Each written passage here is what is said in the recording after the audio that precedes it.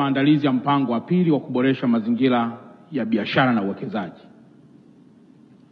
Katika mkoa wetu wa Dar es Salaam, vipo viashiria vinavyoonyesha maboresho makubwa yamefanyika. Na viashiria hivi ni kukua kwa sekta hii ya uwekezaji hapa nchini. Mheshimiwa Waziri Mkuu, miaka ya nyuma kidogo tumelalamika sana kuhusiana na masuala ya umeme. Lakini nayo furaha kukuambia hapa Dar es Salaam tunayo miradi mingi sana ambayo inashughulika na masuala ya usambazaji ama ujenzi mpya wa njia za kusambazia umeme kwa watu. Sisi hapa Mheshimiwa Waziri Mkuu, consumption yetu hapa Dar es Salaam ni megawati 686 na inakuwa kwa almost 19% kuthibitisha kwamba wawekezaji wanaohitaji matumizi ya umeme wanaendelea kuwa wengi kila mwaka. Kwa hili Mheshimiwa Waziri Mkuu, tupelekee salamu pia kwa Mheshimiwa Rais kwa kazi nzuri ambayo imeendelea kufanywa katika sekta hii ya nishati na ambayo ndio kitu muhimu sana katika sekta ya uwekezaji. Lakini kitu cha pili Mheshimiwa Waziri Mkuu, ukienda kule Kigamboni tuna eneo special kabisa linaitwa Kisarawetu, na ambalo lile eneo limepangwa maalum kwa ajili ya viwanda na kwa ajili ya uwekezaji wa namna hiyo. Tulikuwa tuna tatizo kubwa sana la barabara. Lakini leo Mheshimiwa Waziri Mkuu, tayari mkandarasi uko site, barabara ya zaidi ya kilomita 41 kwa zaidi ya bilioni 93 na ambayo inajengwa, ni barabara ipo chini ya TANROADS. Barabara ile Mheshimiwa Waziri Mkuu inatoka Kibada na kwenda Mwasonga mpaka Kimbiji, na ambayo itakuwa ni msaada mkubwa sana kwa malighafi zote zinazoingia ama kutoka katika viwanda ambavyo viko upande ule wa Kisarawetu.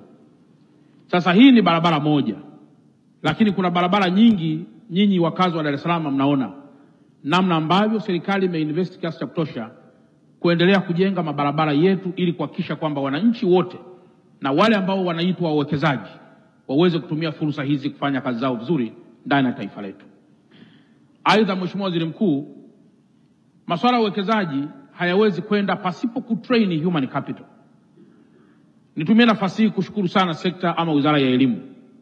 Kwa mkoa wa Dar es Salaam peke yake tumekuwa na vyuo vikuu vingi ambavyo vina train human capital, lakini zaidi ya wanafunzi 830,000 wamenufaika na bodi ya mikopo, na si chini ya wanafunzi 150,000 wanapatikana Dar es Salaam ambao mpaka sasa wanaendelea kusoma wakipatiwa fedha kutoka serikali ama kutoka serikali kuu, wakipata fedha hizo kutoka bodi ya mikopo.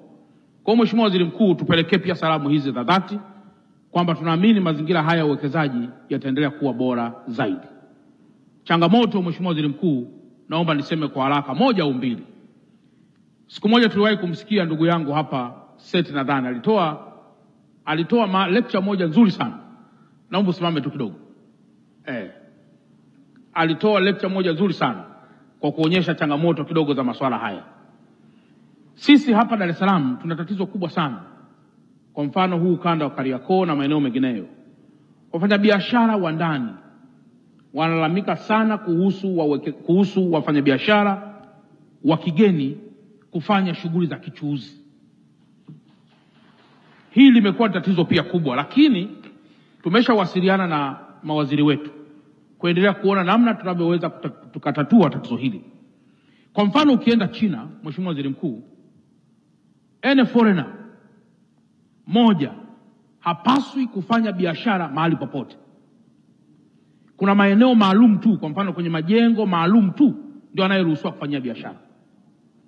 Lakini mbili, haruhusiwi kukaa mahali popote. Huyu foreigner anakaa maeneo maalum tu ambayo inakuwa ni rahisi kummonitor kwa usalama wake na vitu vingine vya namna hiyo. Sasa sisi kwetu inawezekana pengine wakifika anaweza pengine kufanya biashara yoyote mahali popote. Sasa katika haya wenzetu hawa waheshimiwa mawaziri wanaendelea pia kuyachakata ili kuhakikisha mambo haya yanawekewa sheria maalum ili mambo ya uwekezaji na mambo ya biashara yawe ni win-win na sio win-lose. Kwa maana sisi tupate, lakini pia na wageni nao waweze kupata. Hasa hizi ndizo changamoto ambazo tunazo chache, lakini tuna appreciate juhudi kubwa za serikali katika kuboresha mazingira haya ya biashara na uwekezaji ndani ya mkoa wetu, lakini naamini pia katika nchi kwa ujumla wake. Baada ya kusema haya, Mheshimiwa Waziri Mkuu, nakushukuru sana na asanteni sana.